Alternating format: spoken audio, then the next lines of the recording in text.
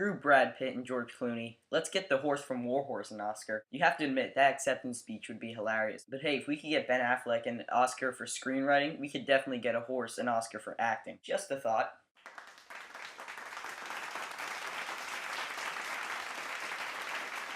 So yesterday, on the first day of its release, I saw War Horse, a movie directed by Steven Spielberg, and it's about a horse that starts off as a farm horse and is bought as a farm horse. But the horse is sold to the England Army during World War One, and the rest of the movie is pretty much his adventure and how he touches people's lives. And the thing I realized about the movie is like who's ever taken care of the horse at the time like loves the horse and realizes that it's a wonderful and miraculous horse, which is kind of beautiful when you think about it. And before going into this movie, I saw that it didn't get like the universal acclaim that Spielberg movies usually do get, especially his drama movies. So going into it, I was a little bit skeptical, but I actually absolutely love the movie, like so much more than I thought I would, and I definitely recommend it. And I also like how whether the horse is on the side of the Germans or on the side of the English, like he doesn't like really take sides at all. He just is a horse, and a horse. It's kind of like you view the movie as a horse would. And all of the places or all the people that the horse meet, I liked them all except for I guess it was the shortest portion of the movie. It's when he meets these two boys that are start off as soldiers, and I just kind of like I wasn't really engaged in their story. That was over with really quick. So in the end, it wasn't really a huge problem. Also, another thing about this movie is that some parts it's actually really funny, and I wasn't really sure about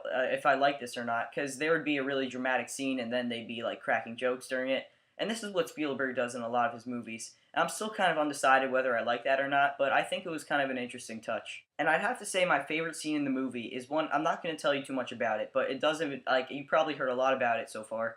It involves barbed wire, and I guess you can see where it goes from there. And it's just it's a really memorable scene to me. Spielberg does a great job with this movie, as he does with almost every one of his movies. It's just shot beautifully. And I could swear one of the shots was, I'm pretty sure it was mimicking that Tank Man thing. You remember, like, in China in, like, the 80s?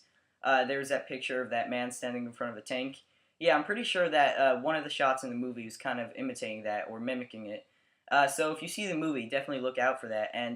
And tell me if you see that. And yes, the movie is long. It's about like 2 hours 30 minutes, but it never really feels like it's that long. You know, when you look back on it, it seems longer than it actually was. And that's kind of a nice sense because you feel like you've been on this whole adventure with the horse, which is always a nice thing. And this really is one of the most epic movies of the whole year. Also, 2011 has been a year that had a lot of movies that really like tug at the heartstrings and are kind of emotional movies. For example, some of those movies have been 50-50, Warrior, and even Real Steel was kind of an emotional kind of movie at the end. And this one's no exception. It is an emotional movie too. And I like how it had that emotional side to it. Also, there's been some speculation about the score that John Williams did.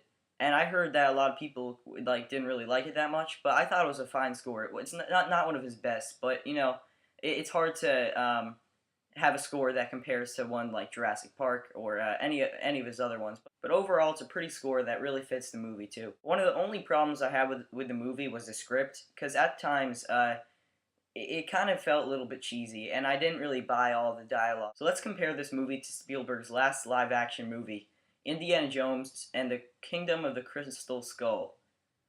Gee, I wonder which one of these is better. So in the end, it's an overall epic and beautiful movie that Spielberg does a great job with, and I definitely recommend it. So I'm going to give it a 9.5 out of 10. Yeah, the movie had its flaws, but they could be easily overlooked. So thanks for watching my review of War Horse. I hope you enjoyed it. If you liked it, then like the video.